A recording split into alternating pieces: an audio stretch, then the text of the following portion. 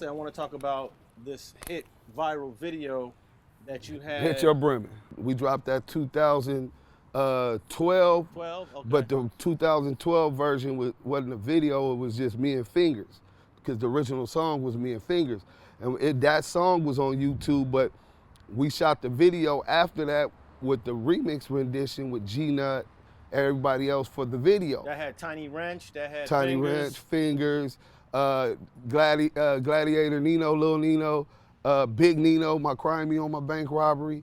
It was some, it was a legendary classic hit, man. They gonna be talking about that one for the next 20 years. So, you know what I'm so saying? the video dropped what, 2012 or 13?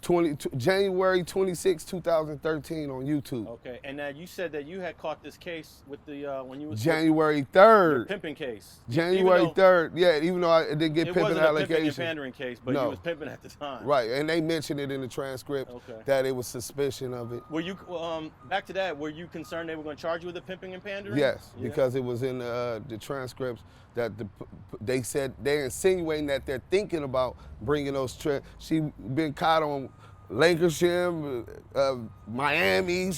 That pussy to been on a, you know what I'm saying, a world tour. You know what I'm saying? You kind of lucked out that they didn't press the line on the pimping part, huh? Man, bless, man. Yeah. Okay. You know? So when you get caught with this case, this video just drops, right? I'm in the LA County jail, and G-Nut tell me, did you see the video?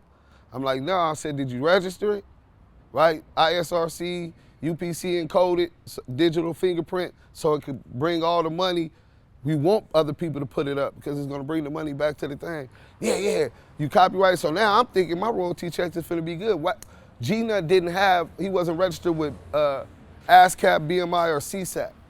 He had a LLC for Yardown Music Inc., but he wasn't, so to collect any performance royalties, it had to be in paperwork to my publishing company, Thugtorious G's.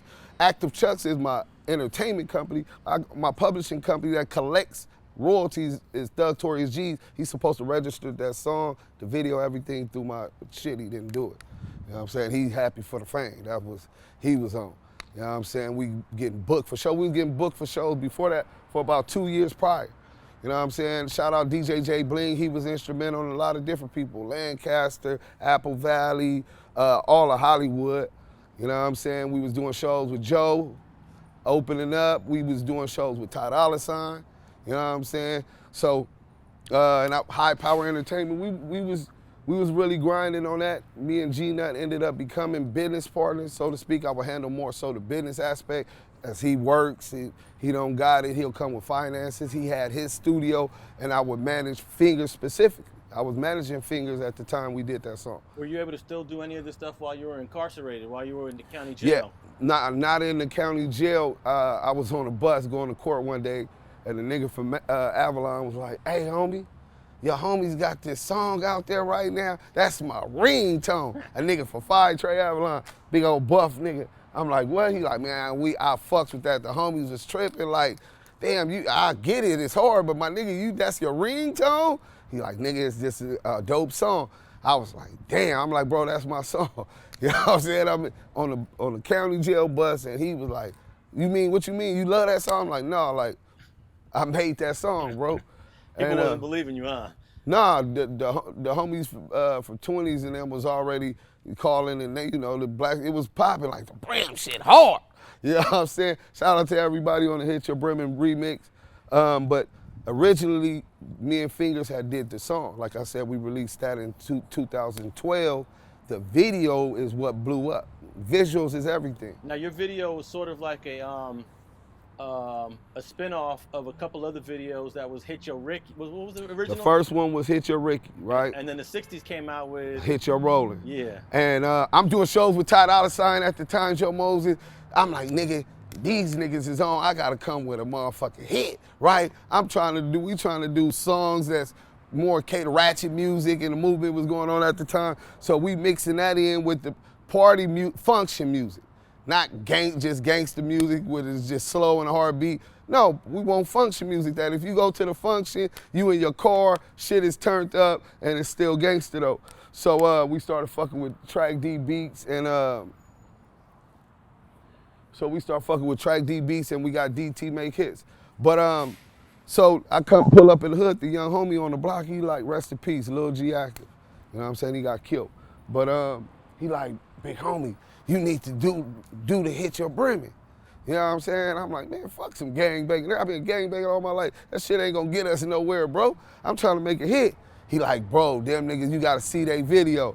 So I'm at the studio, and they played the video and shit. They throwing up fuck VNG. That's Brims. You talking about the 60s? Yeah, or the was 60s. It didn't the Grape Streets do one? Yeah, the Grape Streets is the Hit Your Ricky. Okay. But they weren't disrespecting us. We was on really just the 60s now, disrespect towards the Brims, the families, like this blood. Now you specifically talking about Newport, Conrad, and Pac-Man. Right, and they all ended up having good careers with fucking with Nipsey Hussle on his mixtapes and shit. So they had a better backing when you get to talking about but with the music, they couldn't fuck with us. We definitely won. They released their video a couple months before us. We passed their numbers up and then some, almost like 600,000 more after. You know what I'm saying? So when you talk about competitive on hip hop level, like who won that beef, and keep it 100, Conrad from the ass hard as fuck. Right now, he's still popping.